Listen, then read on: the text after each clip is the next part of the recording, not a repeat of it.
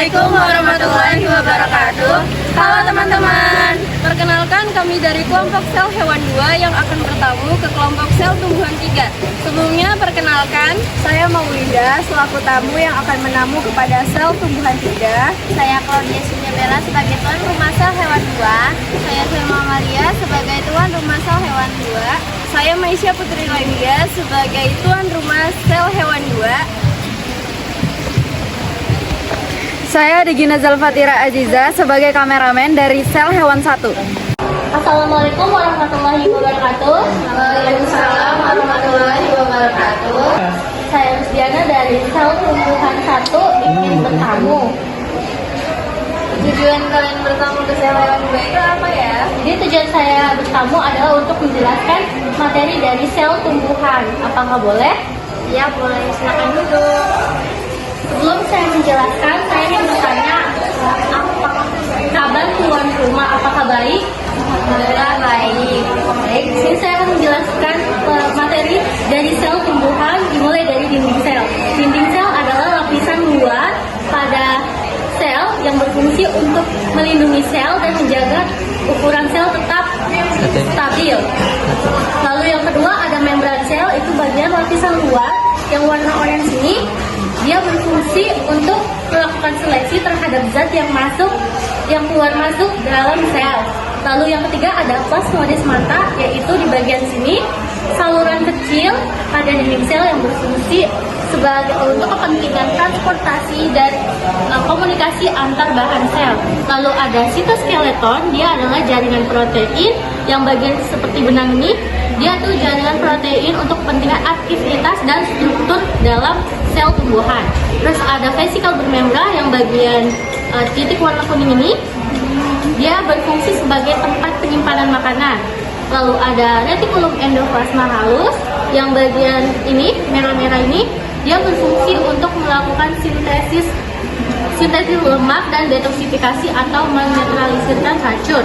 Lalu ada ribosom, bagian bintik-bintik hitam yang kecil yang menjadi tempat utama sintesis protein. Dia tersebar di bagian RE dan sitoplasma. Lalu yang ketiga, yang selanjutnya ada nukleus. Nukleus adalah organel kecil yang mengandung materi genetik RNA dan DNA. Ada 3 bagian dari nukleus, yaitu polinukleus. Yang pertama, bagian lapisan luar yang berfungsi melakukan seleksi terhadap zat-zat yang masuk. Lalu ada nukleus yang melindungi inti sel atau nukleolus. Nukleolus sendiri menjadi tempat sintesis RNA ribosomal. Lalu selanjutnya ada retikulum endoplasma kasar, yaitu berbentuk seperti labirin 3 dimensi. Labirin 3 dimensi yang berfungsi untuk sintesis protein. Lalu selanjutnya ada badan Golgi. Badan Golgi berfungsi untuk membungkus protein sebelum dikirim ke tujuan. Sedangkan vesikel Golgi berfungsi sebagai transportasi protein dan lemak untuk mengantarkan lemak dan protein dari retikulum ke badan Golgi. Terus selanjutnya ada sitoplasma. Sitoplasma adalah tempat terjadinya reaksi berbagai sel. Lalu ada peroksisom, tempat terjadinya metabolisme lemak dan asam amino. Selanjutnya mitokondria, tempat berlangsungnya respirasi sel yang menghasilkan energi yang dalam bentuk ATP. Lalu vakuola itu di bagian besar warna biru ini. Ada satu bagian vakuola yaitu tonoplas. Vakuola sendiri berfungsi untuk menjaga cairan dalam sel tetap stabil. Sedangkan tonoplas sendiri berfungsi untuk melakukan perpindahan zat antara vakuola yang di bagian dalam dengan sitoplasma bagian luar. Lalu ada kloroplas.